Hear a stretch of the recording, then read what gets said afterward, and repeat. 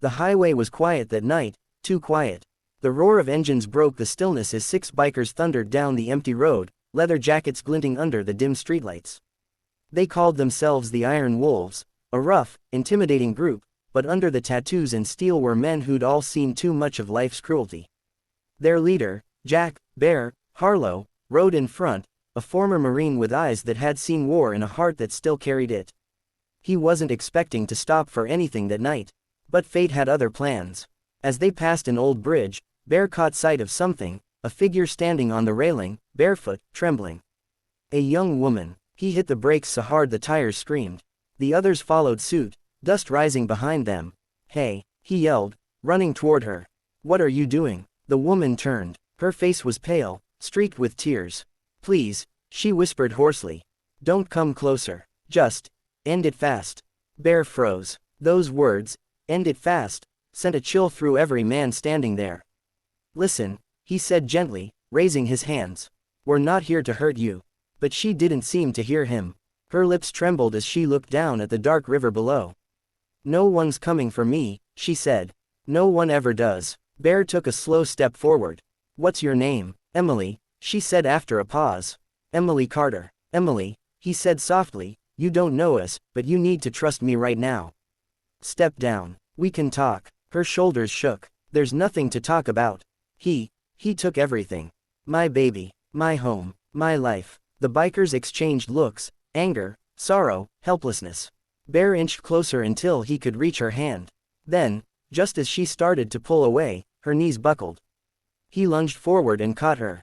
She fought weakly, sobbing. "Let me go. Please, just end it fast." Bear held her tight, murmuring, "Not tonight.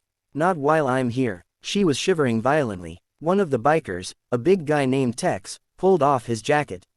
Another ran to get water from his saddlebag. Bear knelt, wrapping her in his own shirt to keep her warm.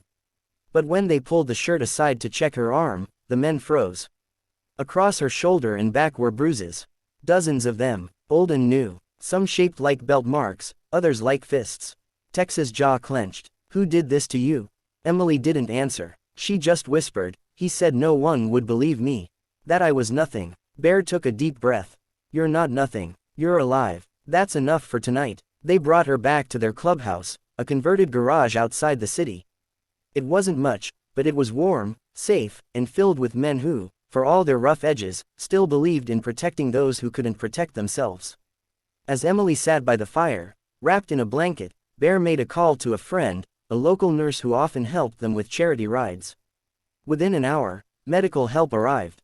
The nurse looked at the bruises and shook her head. "She's been through hell." Emily stared into the flames. "Why did you stop? You could have just kept riding." Bear shrugged. "Maybe because once, someone didn't stop for me. And I decided I'd never let that happen again." Over the next few weeks, the bikers took turns checking on her.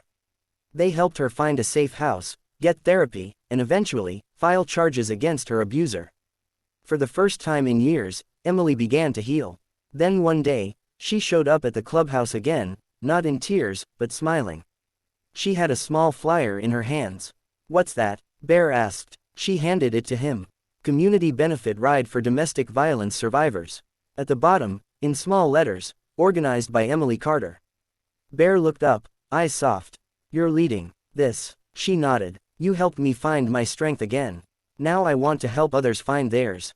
He grinned. "Then the wolves ride with you." The day of the event, the streets were lined with people. Dozens of bikers joined, men and women from all over the state. Emily stood at the front, a purple ribbon tied around her wrist. When the engines roared to life, she looked at Bear and whispered, "Thank you for stopping that night."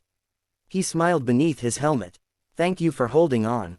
As they rode through the city, a sea of leather, chrome, and courage, people cheered, waved, and some even cried. Emily closed her eyes, letting the wind hit her face.